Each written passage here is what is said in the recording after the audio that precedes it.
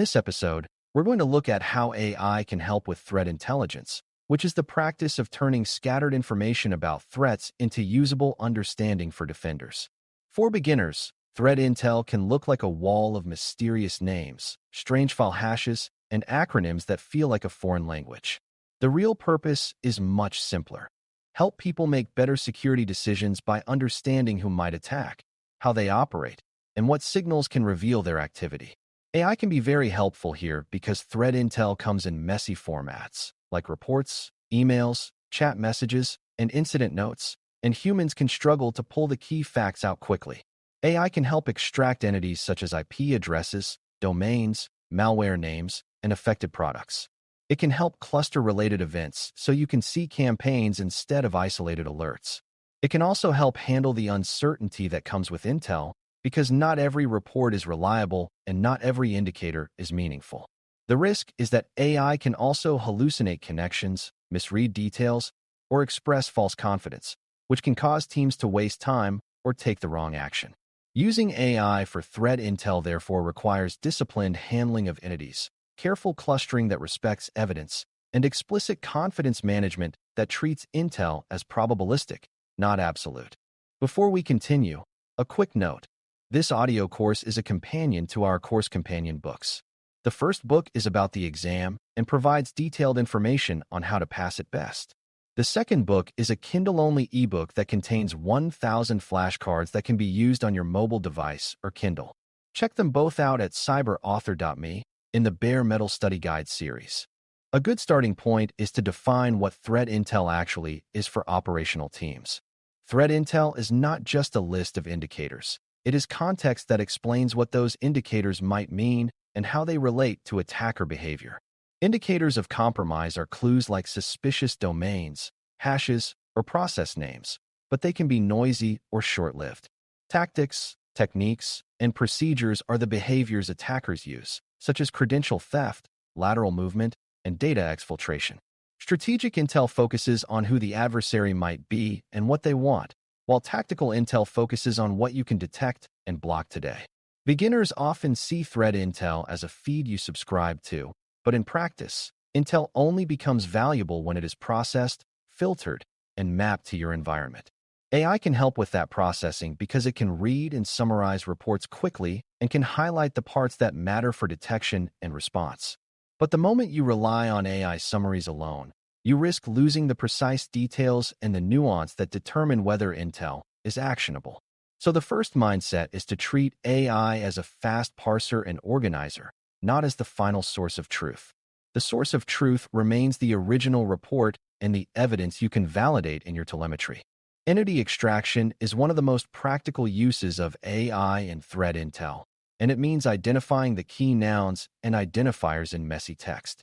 An entity might be an IP address, a domain, a URL, a file hash, an email address, a malware family name, a threat actor label, a vulnerability identifier, or a product name.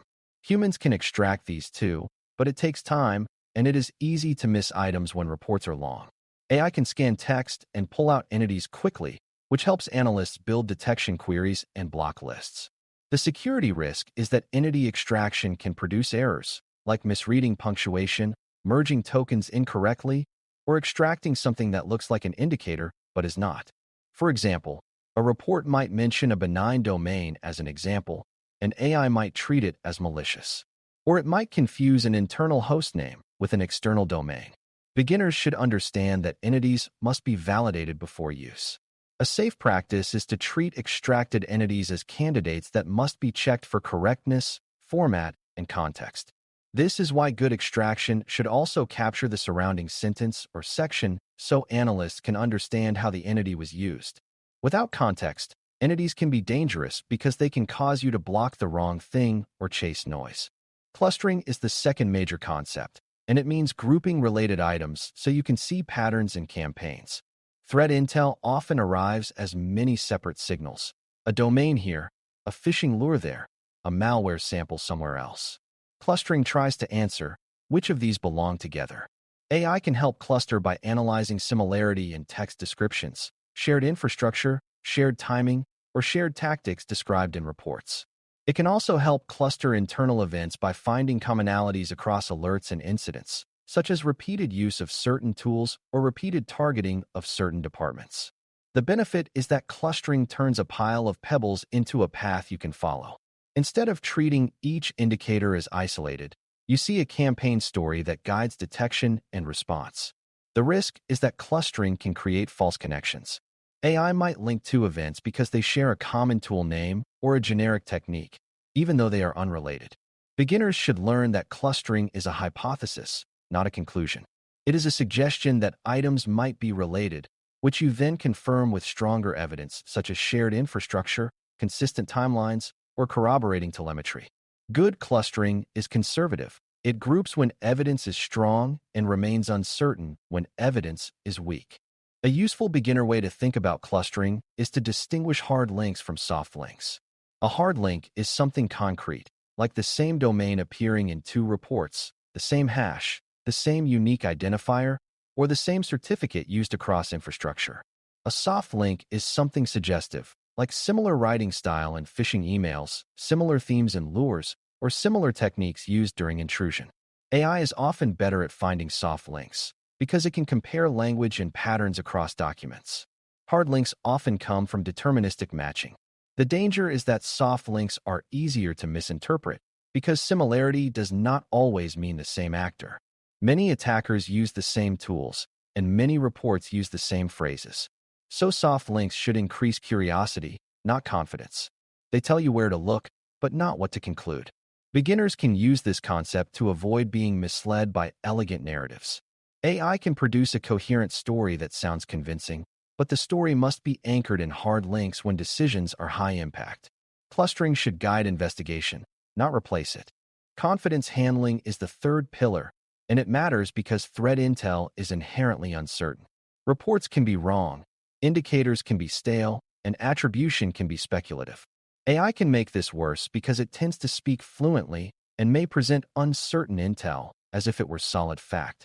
Beginners should learn to treat threat intel as evidence with varying reliability, not as gospel. Confidence handling means you label and manage uncertainty explicitly. For example, you might treat indicators from a trusted provider differently than indicators from an anonymous blog.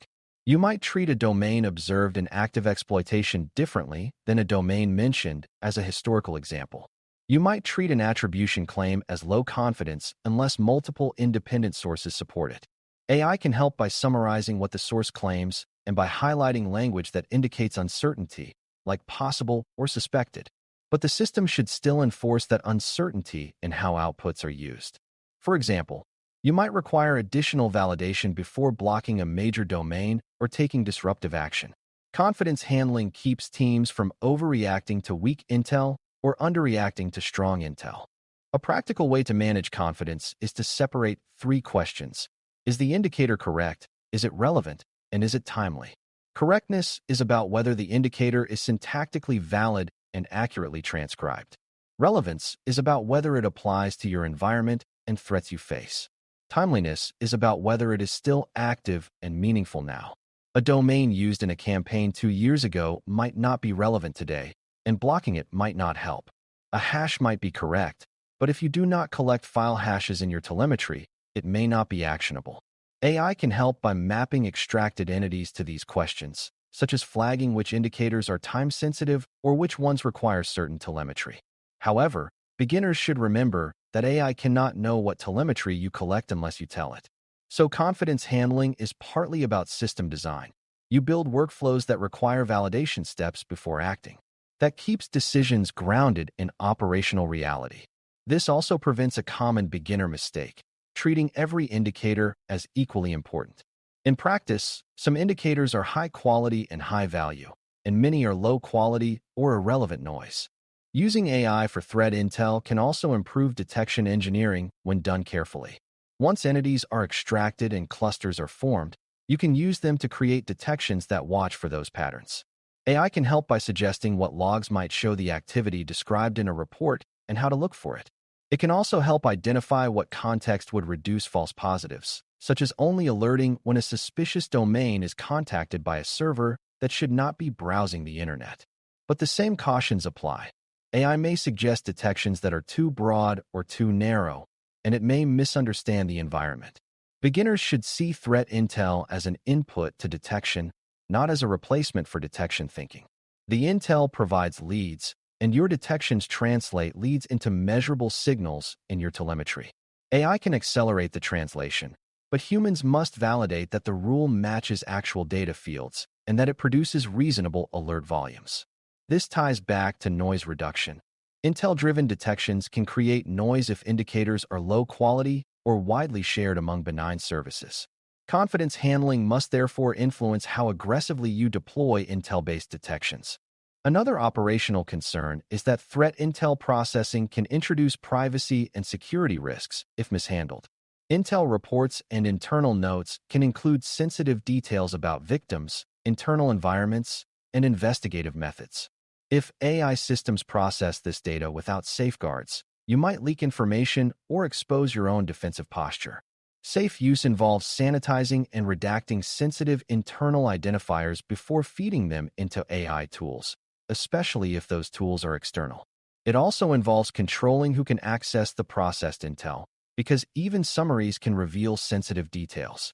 AI can help with redaction by identifying likely sensitive fields, but redaction rules must be defined by humans and enforced consistently. Beginners should understand that intel handling is part of operational security. You do not want to hand attackers a map of what you know and how you detect them. This is why governance and access control matter. Threat intel should improve defense, not increase exposure. To close, using AI for threat intel can be powerful when it is applied to the right tasks with disciplined safeguards. Entity extraction helps pull actionable identifiers from messy reports, but extracted entities must be validated with context before used to avoid chasing noise or blocking the wrong targets. Clustering helps connect scattered signals into campaign hypotheses, but clusters must be anchored in hard links and treated as suggestive rather than definitive when evidence is weak. Confidence handling keeps teams honest about uncertainty by evaluating correctness, relevance, and timeliness, and by requiring validation before disruptive actions. AI can speed up analysis and help beginners learn how intel connects to detection and response, but it can also hallucinate connections and express false certainty. So human verification and source-based skepticism remain essential. When you treat AI as a fast organizer of evidence rather than as an oracle, you get practical benefits without surrendering control. The beginner mindset to carry forward is that threat intel is only as valuable as the discipline you apply to it. Extract carefully, cluster conservatively, and handle confidence explicitly so that decisions are guided by evidence, not by a persuasive narrative. Thanks for listening. For more audio courses, daily newsletters, and more, please visit DailyCyber.News.